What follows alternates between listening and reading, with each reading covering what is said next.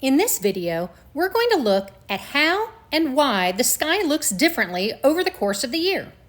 This lecture will be super important all semester long because there will be questions from this lecture on each test you have. So you'll want to review this lecture before each unit exam. Here, you see an example of what we call a sky map, a picture showing certain stars and constellations in one part of the sky. Before we look at the sky in each season, though, let's talk about what a constellation actually is. Most people think constellations are little dot-to-dot pictures that connect the stars into stick figures, but that's actually not the case. A constellation is actually just an area of the sky. For example, if I tell you I grew up in a town called Leawood, chances are you still have no idea where I'm from and probably wouldn't care to try to find that small town on a United States map. But if I tell you that Leawood is in Kansas, you'd be able to narrow it down to that rectangular state right in the middle of the country. So that town would be a lot easier to find. Constellations are just a way of dividing up the sky in much the same way as states divide up the country. If I tell you that my favorite galaxy, called the Sombrero, is in the constellation Virgo, you wouldn't have to search the entire sky for it. You'd only have to look in the area labeled Virgo to find it. So here's an example. Both of these images show the constellation Aquarius. If you ignore the gray parts around the edges, you'll notice that the bright white areas in both pictures are the same shape. This area is the part of the sky that is in the constellation of Aquarius, the water carrier. If you look closer, you'll see that the black dots representing stars are connected differently in the two images. In the one on the left, it looks just like a bunch of random line segments hooked together. It doesn't resemble anything in particular to me. Maybe you have a better imagination than I do. However, if we play dot to dot in a different way, it actually looks like a guy carrying and spilling his jar of water. Head, back, legs, arm, jar, spilling water.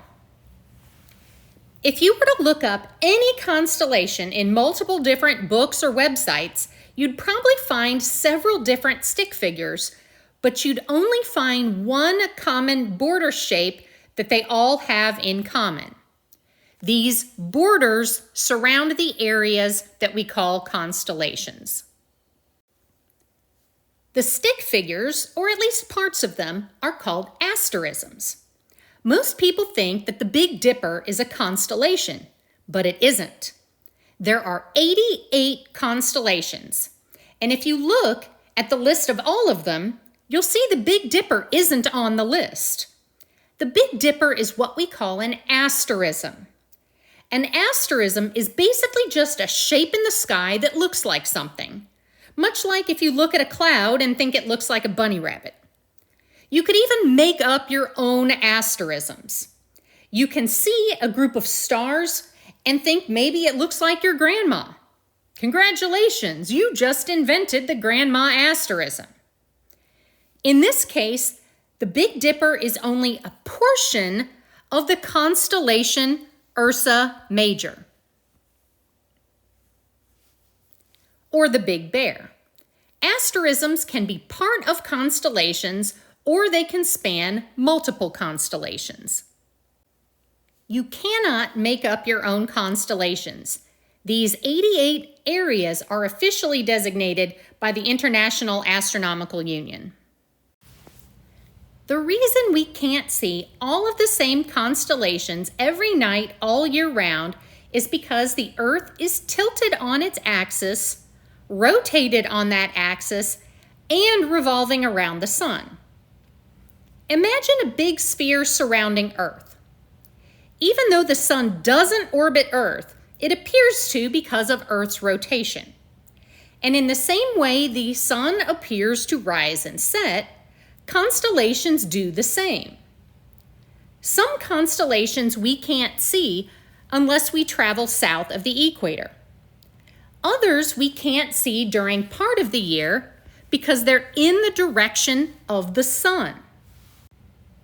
Those stars are still out there, but they're lost in the brightness of the sun. Consider that half the Earth is always in light and half the Earth is always in darkness, depending on which side is facing the sun at the time. We can only see the constellations on the dark side of the Earth. So in this image, we see that any of the constellations in this area of what we call the celestial sphere would be visible to us, and those on this side of the Earth toward the sun would be invisible to us, since this half of the Earth is in daylight. Here you see a similar image. You can see the sun and planets along this path called the ecliptic, or the path the sun appears to follow around the Earth. Make sure you understand what the ecliptic is, though, that it's actually the path Earth follows around the sun. The constellation Auriga we would not be able to see from Earth at this time because it's in the same direction as the sun. Pisces, though, would be easy to spot because it's in the exact opposite direction. Some constellations are visible for almost the entire year, depending on the latitude of the viewer on Earth. These constellations are called circumpolar constellations. They seem to circle around the star Polaris, which is more commonly called the North Star. Polaris is visible all year round because it's the star to which the Earth's axis points. The constellations around Polaris are always partially visible, but they seem to circle around Polaris as the Earth rotates over the course of the night. In this image, Draco is above Polaris, but 6 months later, it would be below it. The image rotated around 180 degrees. You are probably familiar with at least the names of the zodiac constellations. These are the ones that you see listed in horoscopes. These zodiac constellations are the 13 constellations that lie on the ecliptic. Remember, the ecliptic is the path that the sun appears to follow around the Earth, though it's really the path that the Earth follows around the sun. In this image, we would say the sun is in Libra, meaning that from Earth, as we look toward the sun would be within the borders of the constellation Libra.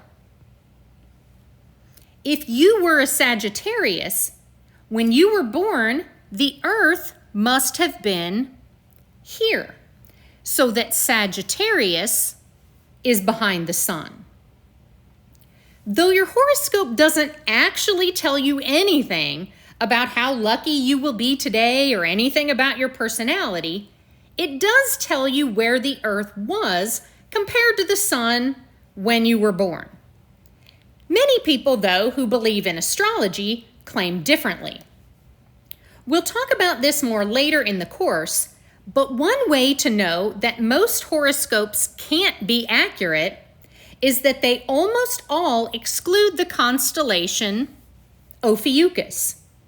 It is a zodiac constellation, as the sun does pass within its borders, and it should be included on the list. But more on that in a future lecture. Now, let's look at the sky and how it changes as the seasons change. We'll look at maps from each of the 4 seasons, and the specific things I describe on these maps will be tested on your unit exams. One season will be tested on each exam. We will start with the summer sky, as these items on the next two slides will appear on your Unit 1 exam. If you were looking toward the north in July, this is what you would see. Since Pensacola is on latitude 30 degrees north, if you were facing north, the star Polaris would be 30 degrees above the horizon. You see the constellation Draco the Dragon above it. Head, chest, body, and tail. For any Harry Potter fans out there, you'll remember a character in those books and movies called Draco, and that character was named after this constellation. Now, if you turn around to the south, you would see two very bright constellations below that yellow line that indicates the path of the ecliptic. To the right, you see Scorpius the Scorpion, and to the left, something that looks like a teapot. This teapot asterism is the brightest part of the constellation Sagittarius, the Archer. There's another constellation called Sagitta, the Arrow, nearby, but it isn't shown on this map. As we move toward the fall facing north, you'll see some of the same constellations, but they're starting to change. You might notice that Draco the Dragon is still visible, but he's now rotated around to the left of Polaris. To the right and above Draco and Polaris, you see a box. That square is an asterism called the Great Square of Pegasus. Pegasus is supposed to be a winged horse, but most often she looks more like a box with legs. Just below Pegasus is the constellation Andromeda. Circled and labeled M31 is the Andromeda Galaxy, the closest large galaxy to our own galaxy, the Milky Way. It's called the Andromeda Galaxy because it's found within the borders of the constellation Andromeda. Moving toward the left, you see a yellow triangle that I have drawn to connect three very bright stars. This asterism is called the Summer Triangle, and it's best seen in late summer and early fall, and connects the three brightest stars visible in this time of year. Finally, the last circle you see is around Hercules, the Greek hero. He doesn't look like much in this map. However, many star maps draw him like this. At least he looks more like a person in this picture. Remember, a constellation is just an area of the sky, and you can connect the dots within that area any way you like. Sometimes he's drawn like this, arms flexed up in the muscle pose. But sometimes he's drawn with arms and legs sticking out in all different directions, like he's doing the YMCA dance. In the fall facing south, we can see Aquarius that we talked about earlier again. This is one way to draw him. I don't particularly like this way, though, as it kind of looks like a wonky ukulele. This is another way where he looks more like a person, a guy carrying his bucket of water. In the winter in January, looking toward the north, we can still see some of the things we've already looked at before. Remember, the reason why we see things in multiple seasons toward the north is that we live in the northern hemisphere and things seem to circle around the North Star Polaris. We can see Draco and Pegasus that we've already discussed. See if you can spot Cassiopeia, the queen, looking a bit like an M in the center. But as we look at the winter sky toward the south, we see some new things appearing. Here, we see toward the top, now Cassiopeia again, this time looking more like a W since we're facing the other direction. This is how she is most often pictured. She's supposed to be a queen, so I'm not sure why she's drawn like a W. Some people say the W is just her crown, but there are two other constellations called crowns. This one just doesn't make a lot of sense to me. Below her is a small cluster of stars called the Pleiades. Through a telescope, this is a really beautiful cluster. The Greeks called this cluster the Seven Sisters. If you know any mythology, these are supposed to be the 7 daughters of Atlas, the guy who supposedly holds up the world. The star cluster is also called Subaru by the Japanese. The Subaru car company's emblem looks like this cluster, and the car company is in fact named after this group of stars. Below the Pleiades, we can see Orion, the hunter. Sometimes he's drawn with a bow and arrow, or else a club and shield. Next to Orion is Canis Major, the big dog. The brightest star in the northern sky, Sirius, is contained in this constellation. Harry Potter fans will also remember a character called Sirius who was able to turn into a dog. Finally, above Orion, you can see one of the zodiac constellations, Gemini, which are supposed to be twins. In this map, it looks more like a crooked rectangle, but on some star maps, the stars are actually connected to look more like people. These are the twins. If you know Spanish, gemelos is the word for twins. Gemelos is Gemini. They come from the same root word. This version is how they will appear when I draw them.